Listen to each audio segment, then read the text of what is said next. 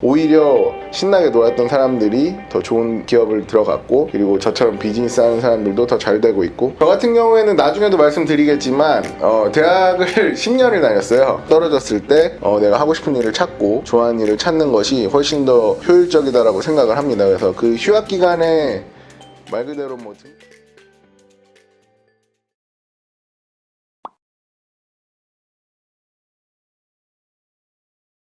하지 말아야 할 세 가지 중에 첫 번째는 이거 좀 그럴 수 있는데 지금 얘기한 거에 딱 반대예요. 공부하지 마라.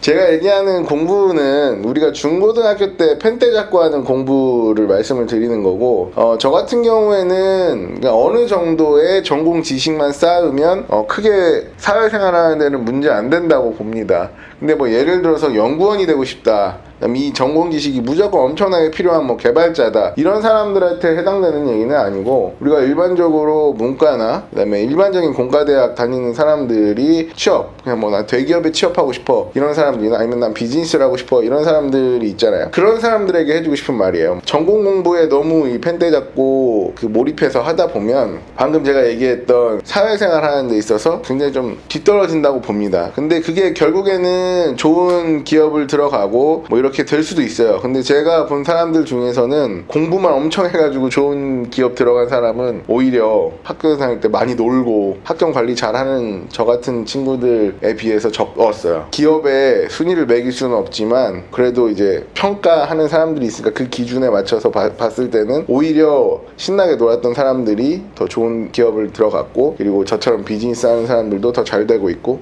그런 사람들이 더 많은 거 보면 대학교 때는 공부해서 내가 지식을 쌓는 것보다는 전공 지식은 어느 정도 이제 내가 쓸 수 있을 정도만 쌓아놓고 인맥관계 형성, 그렇다고 막 놀라는 게 아니고 그 안에서 이루어지는 이런 인간관계를 터득해 나가는 그런 단계라고 생각을 하기 때문에 그게 훨씬 중요해서 공부하지 마라를 첫 번째로 좀 뽑고 싶습니다. 두 번째는 휴학하지 마라.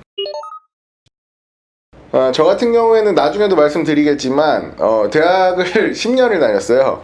군 휴학을 3년 했고, 쓸 수 있는 어학연수 때문에 1년 휴학을 했고, 또 1년 휴학해서 총 5년 휴학을 했는데, 제가 휴학하면서 사실 얻은 게 크게 없다고 보여집니다. 그러니까 어학연수도 중간에 갔다 오는 거 나쁘지 않습니다. 그러니까 딱 1년 정도 어학연수 갔다 올 정도는 쓰셔도 된다고 보는데, 나머지 휴학들은 아무 의미가 없지 않나. 뭐 예를 들면 졸업을 좀 미루기 위해서 쓰는 휴학들이 있어요. 왜냐면 기업에서 너 졸업하고 지금 동안 뭐 했냐라는 말을 듣기 싫어서 휴학을 하고 뭐 준비를 했습니다, 이런 핑계를 좀 갖는 건데, 그래서 제 친구 중에 더 잘 된 케이스는 사실 없었습니다. 저도 마찬가지였고, 저도 휴학을 그렇게 길게 해서 거기서 득본 건 좀 없다고 생각을 하기 때문에 저는 어쩔 수 없이 비즈니스 차 이제 제가 일을 꼭 해야 돼서 1년 정도 휴학을 했었던 거고, 2년을 했고 총 6년 휴학을 했습니다. 6년 휴학을 했 총 6년 휴학 중에 3년은 그냥 제가 하고 싶어서 한 거고 3년은 군 휴학이었는데, 뭐 어찌됐든 그 3년 중에 1년만 좀 의미 있게 썼던 것 같고, 나머지 2년은